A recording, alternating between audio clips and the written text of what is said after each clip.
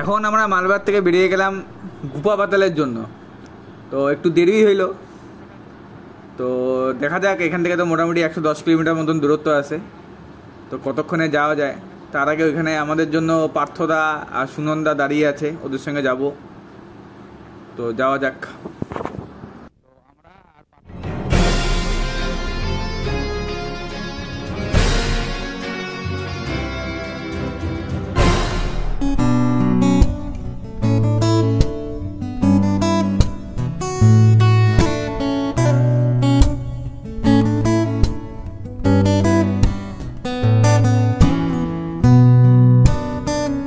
এখন আমরা শিলিগুড়িতে ঢুকে গেলাম। পার্থদা সুনন্দা এখানে বসার কথা, হয়তো আশেপাশে আছে, দেখি।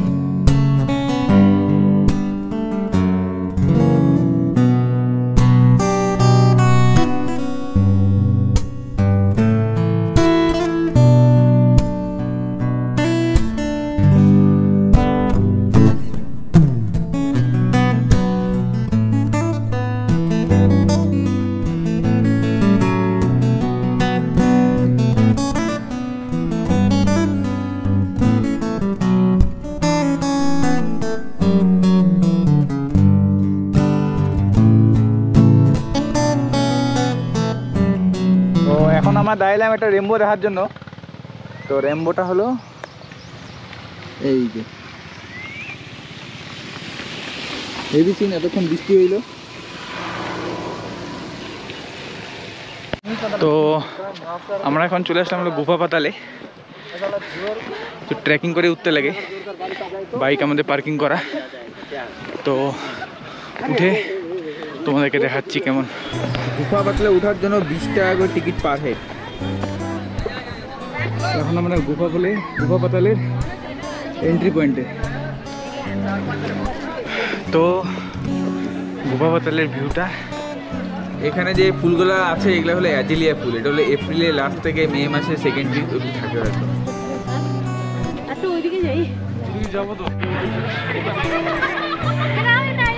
তো ওই দিক দিয়ে উপরে গেলে হয়তো ভিউ পয়েন্টটা দেখা যাবে। তো এখন এত ভিড়ের মধ্যে তুলতেছি, জায়গাটা তো খুবই সুন্দর। এখানে সামনে আই লাভ নেপাল লেখা। তো আমার গোপ্রোতে কিছু একটা প্রবলেম দিচ্ছে, যখন আমি মোটো ব্লগ করছি তখন সাউন্ডটা ঠিকঠাক আসছে না। দেখা যাক বাড়ি থেকে ঠিক করা যায় নাকি এটা। ঠিক আছে, আরও পেছন দিকে জায়গা আছে, ওটাকে আমি দেখাচ্ছি।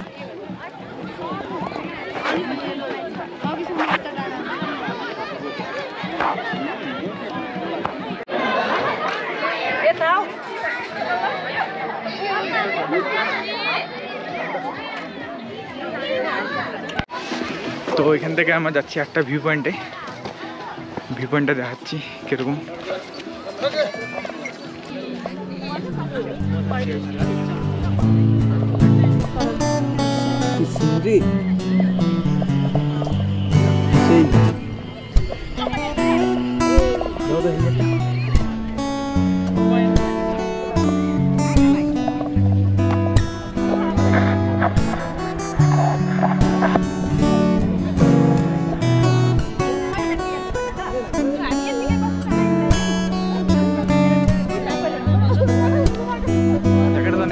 লাগলো।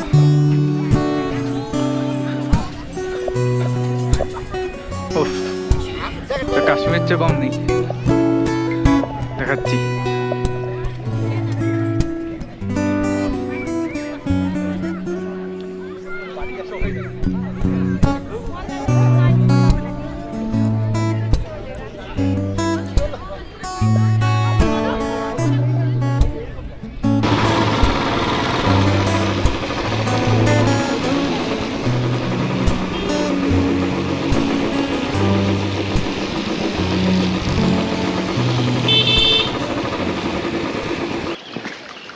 তো এখন আমরা আসলাম হলো গোপালধারা টি স্টেট। তো জায়গাটা দেখাচ্ছি। এখন আমরা হাইটা নিচে যেতে লাগবে।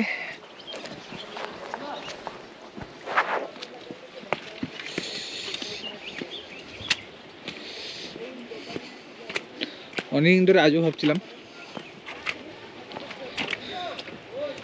তো এই সাইডে আসা হয়নি কোনদিন। আমরা কিছু খাওয়ার জন্য এসেছি এখানে। কিলো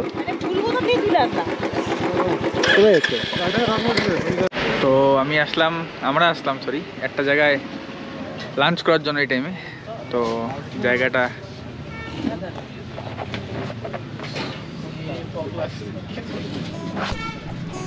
তো আমরা এখানে বসে লাঞ্চটা করবো, দেখা যাক লাঞ্চে কিনা। তো এখানে খাওয়া দাওয়া করার পর আমরা এখন মালবাহের জন্য বেরাবো, আর পার্থরা শিলিগুড়ির জন্য বেরাবে। যত জলদি সম্ভব করে বেরায় যাবো। ওয়েদারটা এখন বৃষ্টি নাই, তাও যদি বৃষ্টি হয়